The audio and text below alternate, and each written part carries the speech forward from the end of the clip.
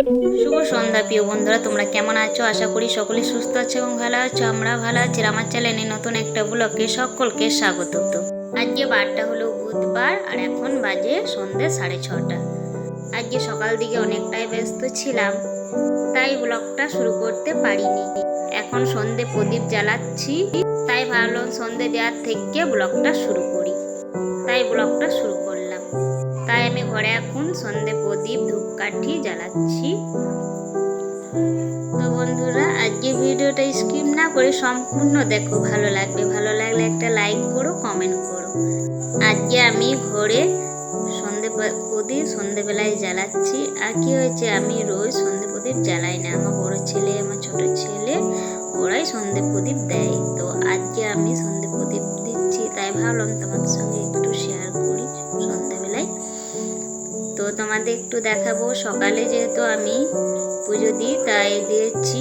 আর কি হয়েছে, ভোগ দিয়েছি, বাতাসা ভোগ দিয়েছি। তো তোমাদের একটু দেখাবো। তোমরা দেখো, এত কালো পিঁপড়ে ধরেছে।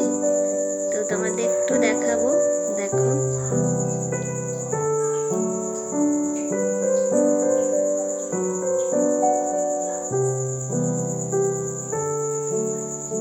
ঘরে প্রদীপ জ্বালিয়ে এসে আমি এলাম তুলসী তলায় প্রদীপ জ্বালাতে।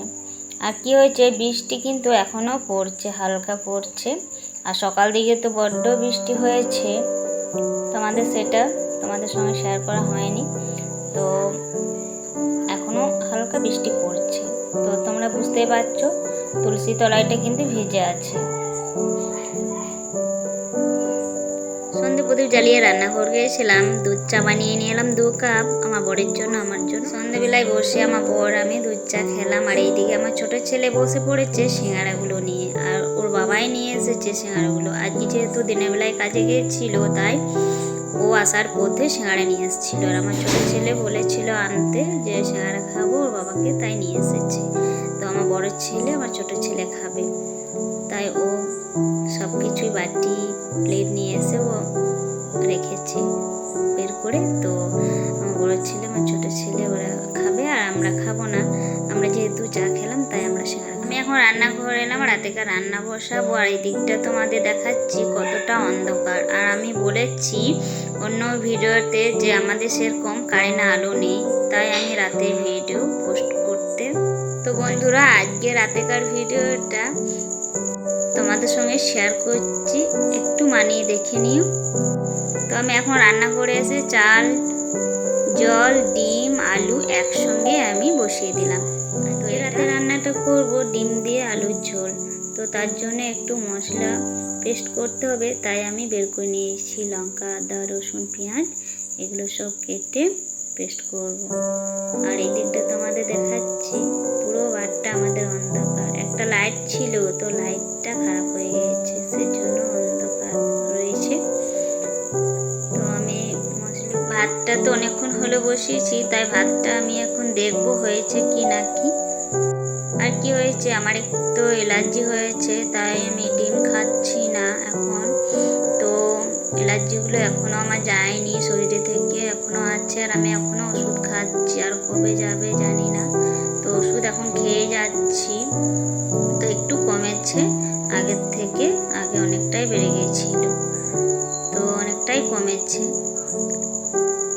তো ডিমগুলো আমি তুলে নিলাম, ডিমগুলো সেদ্ধ হয়ে গিয়েছে। আর ডিম সেদ্ধ হতে তো বেশি টাইম লাগে না।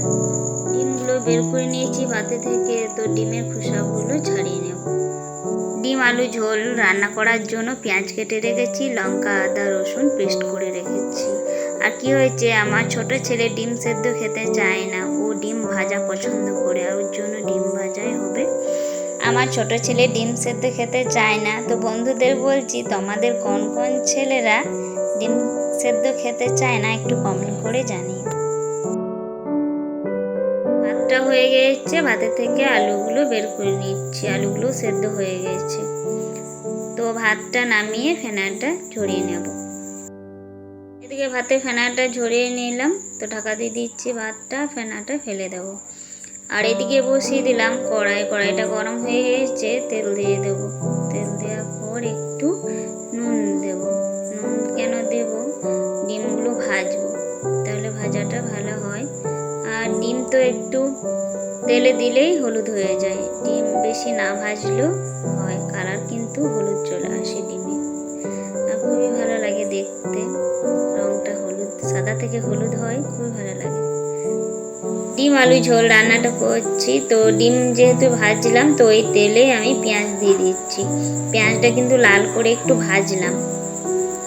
পেঁয়াজ ভাজা হয়ে গেছে, আদা রসুন লঙ্কা পেস্টটা দিয়ে দেবো।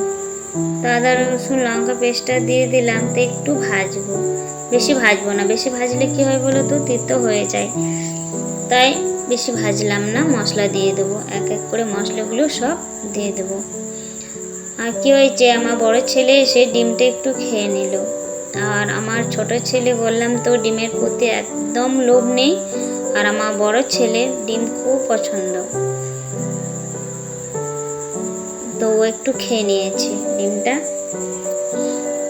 আর এইদিকে আমি সব মশলাগুলো দিয়ে দিলাম, তো মশলাগুলো দিয়ে আর একটু ভাজবো। তো আলুগুলো তোমাদের দেখাচ্ছি, আলু সেদ্ধটা একটু ভেঙে রেখেছি আলুগুলো, তো দিয়ে দিলাম আলুগুলো দিয়ে ভাজবো। ভাজা হয়ে গেলে জল দিয়ে দেবো, একটু ফুটলে ডিমগুলো দিয়ে দেওয়ার পর আর একটু ফুটবে, তারপর নামিয়ে নেব।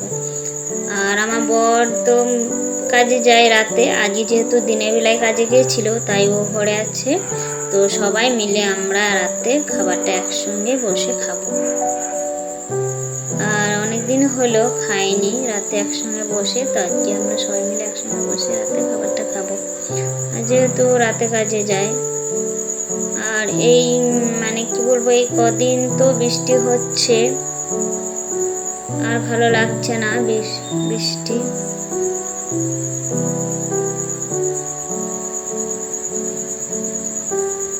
তো ডিম আলু তরকারিটা হয়ে গেছে, নামিয়ে নেব।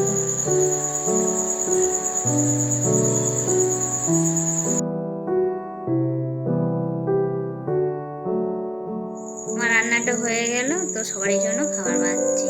আর আমি এই কুমড়োটা অনেকক্ষণ হলো রান্না করে নিয়েছিলাম, তো তোমাদের সঙ্গে কুমড়ো রান্নাটা শেয়ার করিনি। তো আমরা এখন বাড়ছি খাবারটা, খাবো রাতে।